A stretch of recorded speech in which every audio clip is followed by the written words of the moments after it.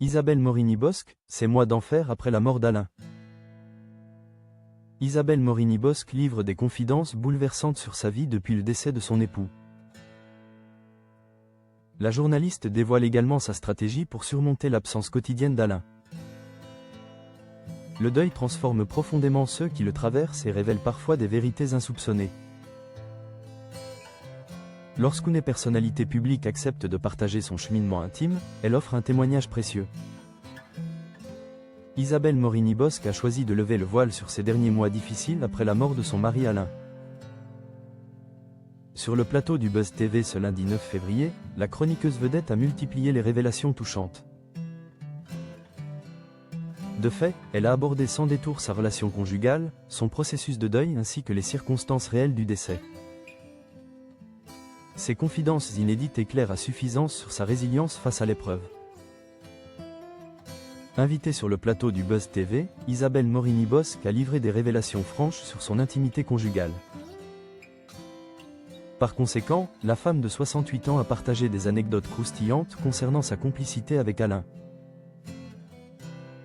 On a toujours beaucoup échangé, on a toujours beaucoup ri ensemble, a-t-elle confié d'emblée avec émotion. Ensuite, la journaliste a poursuivi avec des déclarations plus audacieuses qui ont surpris l'assistance présente.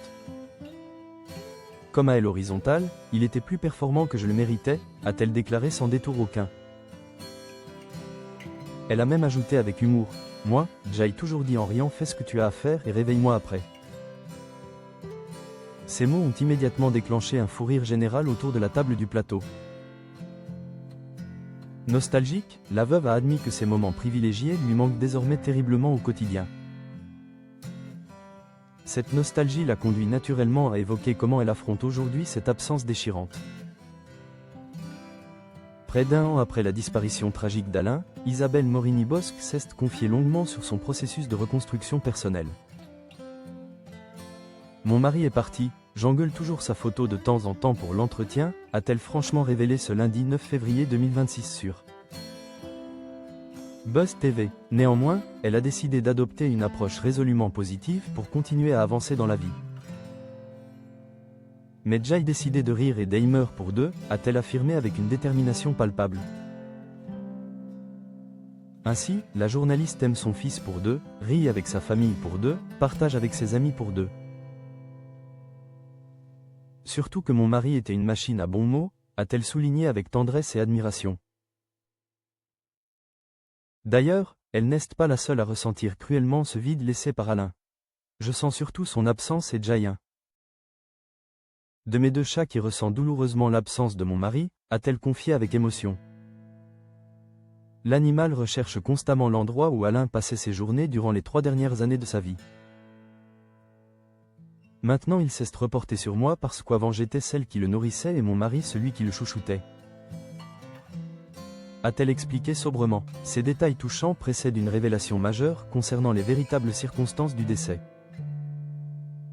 Isabelle Morini-Bosc a publiquement rectifié les informations erronées diffusées par les médias concernant le décès d'Alain. Tous les médias ont dit qu'il était mort d'une leucémie, c'est faux, a-t-elle affirmé catégoriquement. En réalité, c'est son cœur qui a lâché après 2 interventions chirurgicales qui ont malheureusement raté. Les 2 opérations à cœur ouvert ont raté et puis, après on l'a fait durer, a-t-elle tristement précisé. Pourtant, rien ne laissait présager une issue fatale aussi soudaine pour son époux bien-aimé ces jours-là. Mais ce n'était pas prévu que ça arrive là, ça allait plutôt mieux, a-t-elle souligné avec regret. Alain continuait même à faire des sudoku et des mots fléchés jusqu'aux derniers instants de son existence. La chroniqueuse a également évoqué comment elle dialogue encore régulièrement avec l'image de son défunt mari. Il m'arrive de regarder chaque soir des trucs et de me dire « Oh tu as vu ?»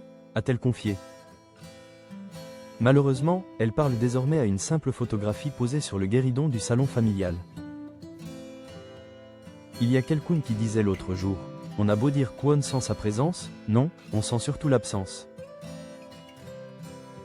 A-t-elle philosophé avec lucidité. Et moi je sens sa présence mais je sens surtout l'absence, a-t-elle conclu avec une émotion palpable.